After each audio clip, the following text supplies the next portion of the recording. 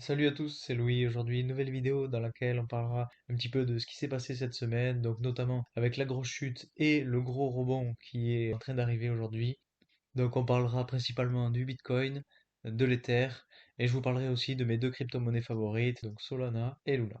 Donc pour ceux qui me connaissent pas, voilà, je m'appelle Louis, je fais des vidéos presque tous les jours sur l'évolution des crypto-monnaies. Je vous donne un petit peu mon avis, mon analyse sur ces différents cours, sur ce qui risque de se passer dans les prochains jours et les prochains mois, avec des analyses à court et à long terme. Donc si ce concept de vidéo vous plaît, n'hésitez surtout pas à vous abonner, à mettre un like, ça me fait toujours plaisir.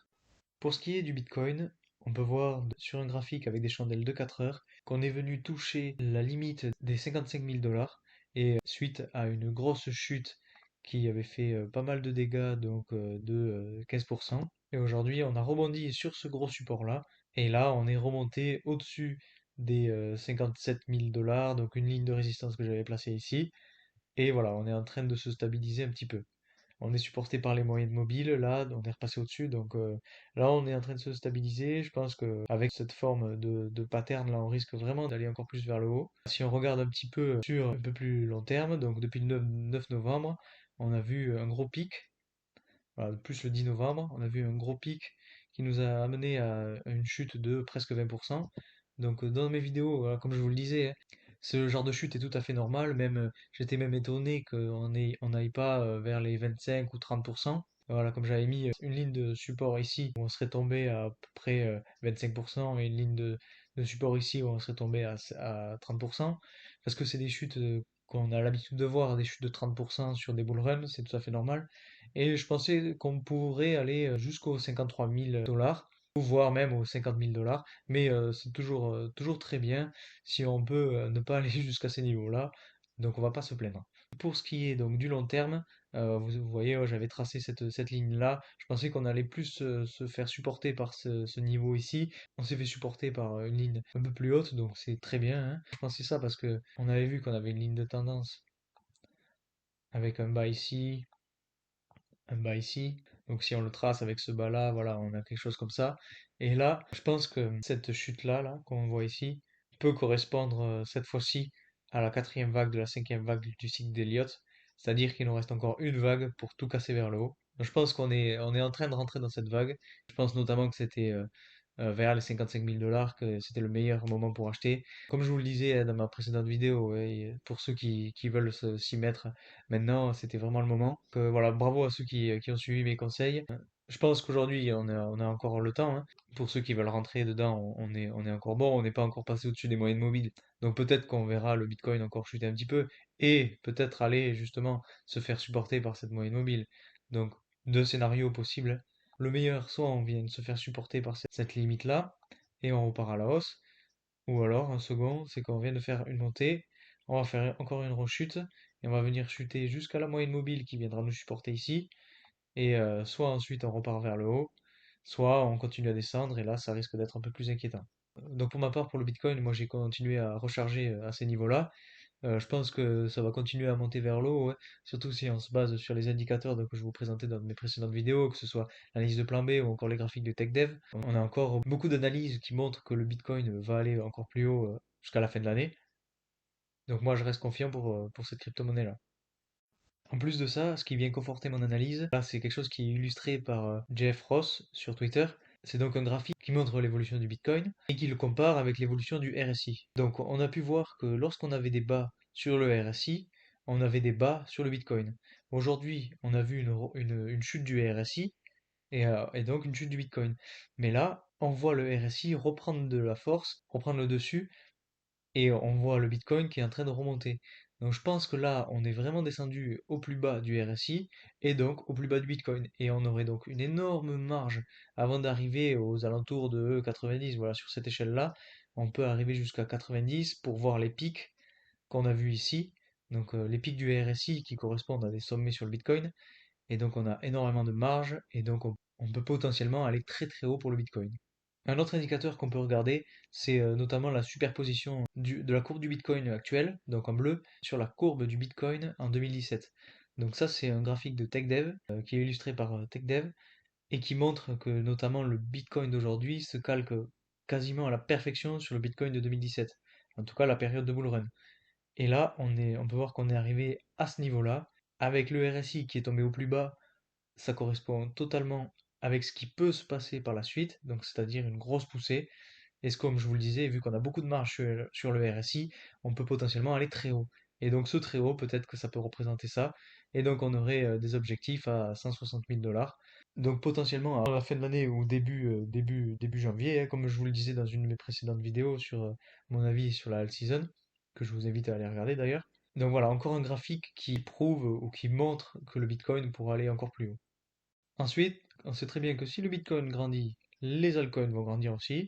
Et donc c'est pour ça qu'on va parler aujourd'hui d'Ether. Ether qui a suivi la même courbe descendante que le Bitcoin et qui aujourd'hui reprend de la valeur, reprend de la force et passer au-dessus des deux moyennes mobiles. Donc là, c'est des graphiques de 4 heures. Voilà, on risque d'avoir une grosse résistance, enfin en tout cas une résistance sur la moyenne mobile ici, qu'on viendra sans doute taper très prochainement, hein, parce que si on grimpe comme ça, qu'on consolide, qu'on grimpe, qu'on consolide, je pense qu'on va continuer dans ce même sens-là, un petit peu comme ce qui a été fait sur toute cette période-là, donc avec une montée, une montée, consolidation, etc. Et là, on peut avoir la même chose, montée, consolidation, et remonter encore plus vers le haut. Si on se base maintenant sur du graphique journalier pour l'Ether, on voit à peu près le même double pont qu'on a pu voir sur le Bitcoin. Voilà, le double pont ici, un peu moins marqué tout de même. On a bien sûr la même ligne de tendance ici. Et donc pour moi, l'Ether va faire la même chose que le Bitcoin, c'est-à-dire soit une possibilité d'aller vers le bas et de venir toucher cette ligne de tendance. Ça, c'est sur du graphique journalier, hein. Et donc peut-être se faire supporter par la moyenne mobile ou alors remonter directement vers le haut et passer notamment dans la dernière vague de la vague 5 du cycle d'Elliott, c'est-à-dire la plus exponentielle et celle qui nous fera faire les plus gros gains. Voilà, donc pour le Bitcoin et l'Ether, je suis très optimiste. Je pense que tous les indicateurs le montrent. Entre la théorie d'Elliott Wave, l'indicateur du RSI, l'évolution de la tendance du marché où tout le monde est en train d'en parler, etc. Tout ça va prendre de la valeur, tout ça va prendre de l'ampleur, et c'est ça qui va vraiment propulser le Bitcoin, l'Ether et toutes les autres crypto-monnaies vers le haut. Donc selon moi, voilà, on aura une explosion de tout ça dans les prochains jours, aux prochaines semaines, jusqu'à la fin de l'année, peut-être un petit peu au début de l'année, peut-être vers jusqu'à mi-janvier à peu près. Voilà, je pense que c'est encore le temps de rentrer dans la crypto-monnaie. Bravo à tous ceux qui ont survécu à cette chute, qui n'ont pas vendu. Et pour les autres, je pense que c'est toujours une bonne opportunité d'acheter. On est plus bas que cette tendance-là. Donc dans tous les cas, on remontera par-dessus. Comme je vous le disais, on a cassé le all-time high sur l'Ether et sur le Bitcoin il n'y a pas longtemps. Je vois pas le Bitcoin ou l'Ether chuter dès maintenant. On a vraiment encore cette dernière vague, cette vague d'euphorie dont je vous ai déjà parlé, qui va forcément arriver et donc qui va nous faire de gros gains sur ces crypto-monnaies-là.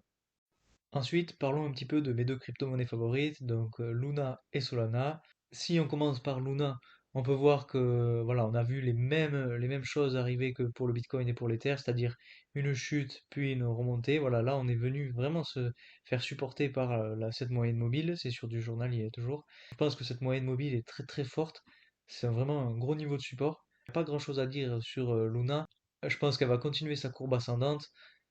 On peut peut-être remarquer une tendance qui serait hop, dans ce sens-là, avec peut-être quelque chose comme ça, et donc qui pourrait potentiellement continuer d'évoluer dans ce secteur-là. C'est-à-dire que si on les agrandit un peu plus, on aurait quelque chose comme ça, et donc le Luna qui continuerait à monter, descendre, monter, avec des bas qui seraient toujours de plus en plus hauts. Ça, c'est une des solutions. Et sinon, l'autre solution serait que Luna commence à exploser très rapidement, mais je pense que ça n'arrivera pas. En tout cas, pas avant la all season. Je pense que le Bitcoin doit faire sa montée, l'Ether va suivre, et quand l'Ether va suivre, c'est là où ça va annoncer la all season. Ça risque de continuer à consolider dans ce sens-là. Et une fois qu'on sera arrivé au bout, on va sortir de ce triangle-là vers le haut, et c'est là où on verra la all season et donc la phase d'euphorie pour les crypto-monnaies.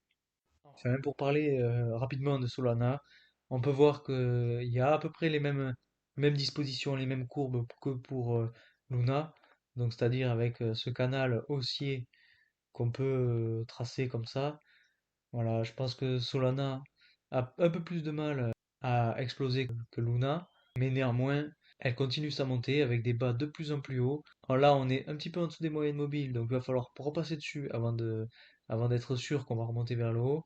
Et ensuite, donc, je pense qu'on continuera à suivre cette ligne de tendance et donc remonter peut-être jusqu'à là, 280 000 pour redescendre un petit peu, faire un bas un peu plus bas et remonter vers le haut. Donc même scénario que Luna, je pense qu'on n'aura pas l'euphorie avant la all season. Mais je reste tout de même très très optimiste pour ces deux crypto-monnaies. Je pense que ça peut faire de gros gains pour la suite si vous entrez dans le projet maintenant. Mais voilà, encore une fois, c'est vraiment pas un conseil financier, surtout faites vos propres recherches sur le sujet, faites vos propres recherches sur les projets, c'est ça le plus important, et n'investissez que ce dans quoi vous avez confiance. Voilà, donc c'est tout pour aujourd'hui. J'espère vraiment que cette vidéo vous aura plu. Si c'est le cas, n'hésitez surtout pas à mettre un like ou même à vous abonner si vous voulez suivre mes vidéos chaque jour sur l'évolution du marché. Voilà, je vous donne un petit peu plein de conseils, plein de petits tips sur l'évolution, comment je vois la suite, etc. Donc si ce concept vous plaît, n'hésitez pas à vous abonner. Voilà, c'est tout pour aujourd'hui et moi je vous dis à très vite pour une prochaine vidéo. Salut!